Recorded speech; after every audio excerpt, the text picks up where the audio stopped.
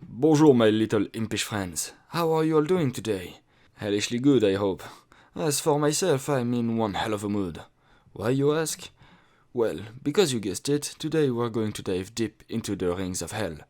I'm the Elegant Dandy, and you're watching Elegantly Explain Helluva Boss. Now, this video will mainly talk about the keys of Solomon, and if you're watching it, chances are you know of the Ars Goetia.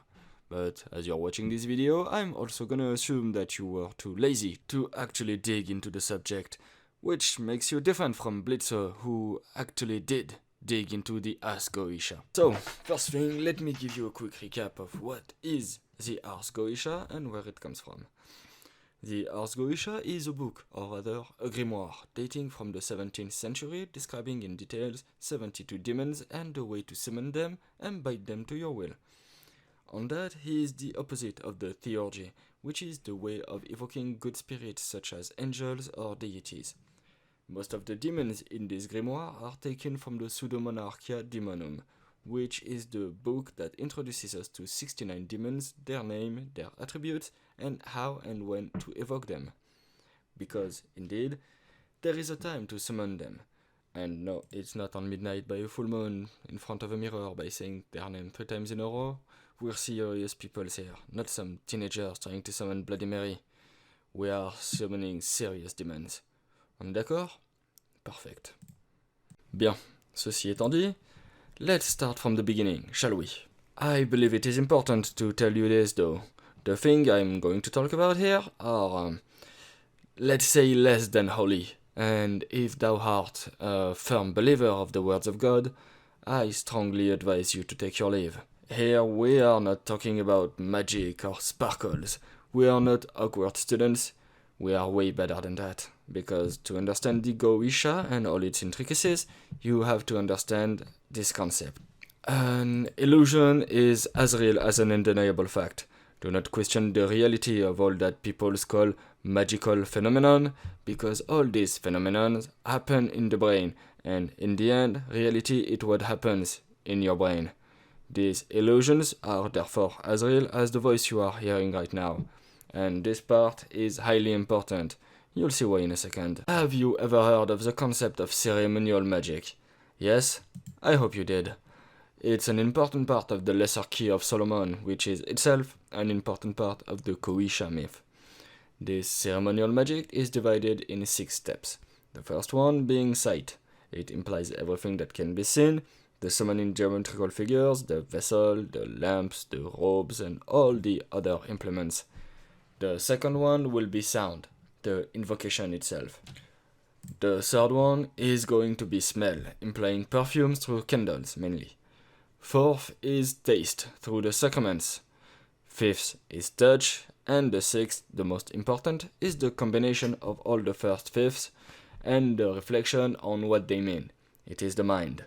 All the bizarre impressions produce changes in the brain, and therefore their sums are bizarre as well. And here we enter into why the brain is so important. Because these demonic spirits live in some specific parts of the brain. Now, I believe it is important to introduce you to the 5 books of the Lesser Keys of Solomon. The first one is the one called the Book of Evil Spirits, also called the Goetia of Solomon. It tells us the way Solomon bound these spirits and through them acquired great renown. The second book is the Theurgia Goetia, the Book of Wisdom of the Spirit Ariel. It treats of the beings mingled in evil and good nature. The third one is the Book of the Ars Paulina, or Art of Pauline. It treats of the spirits of the 360 degrees of the zodiac, their signs, their planet, and their hours. The fourth book is called Ars Almadel Solomonis, or the Art Almadel of Solomon. It concerns the spirits that are set over what we call the quaternary of altitudes. And finally, the fifth one is the one of prayers and oration. Its title is Ars Nova, the New Art. It has been revealed to Solomon by Michael, the most holy of all the angels of God, through thunder and lightning. But I believe we are getting off track. Let's go back to the topic at hand, shall we? the Ars Goetia itself. As I said, there are 72 evil spirits, so as you guessed it, I won't name all of them, but I will name those of Helluva Boss, and from memory, I can only name 4 of them for now. So let's start by their numerical order, shall we? The first one in line is Paimon. Far from his representation in Helluva Boss, Paimon, Nine Spirit and Great King of Hell, is a very loyal and obedient subject of Lucifer that appears as a man on the back of a... How do you call this animal in English? Well, maybe we should ask him. So, what is it, my dear Paimon?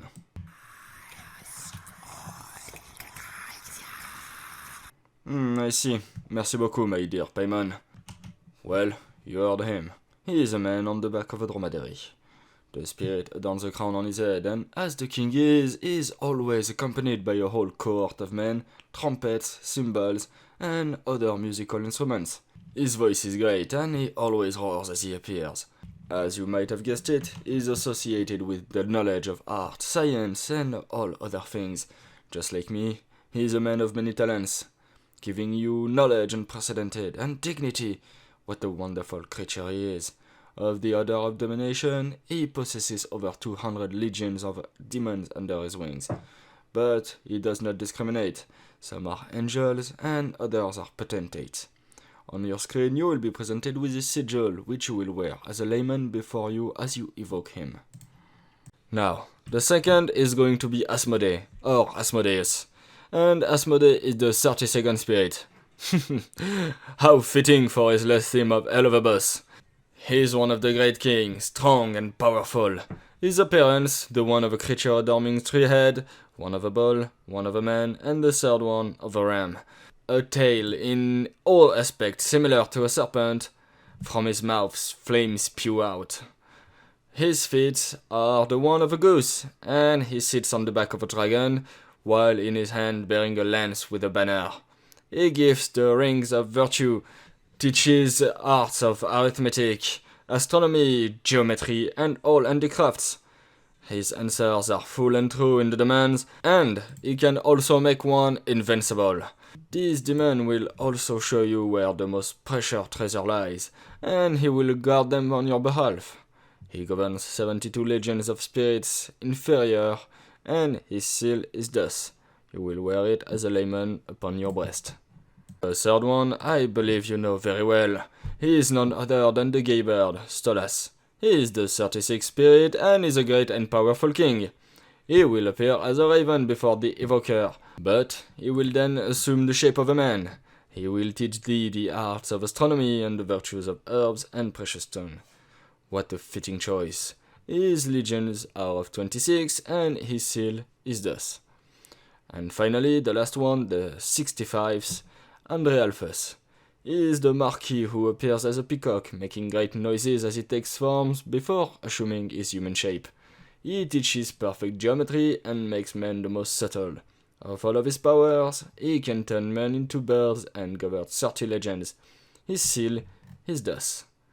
Now, most of them are rather mysterious in the show, so their ties to their Solomon origins are rather vague. But for Stolas, it is pretty obvious. Bien, I believe we are good now. I bid you a wonderful day, my dear friends. It has been one hell of a pleasure to make this happen.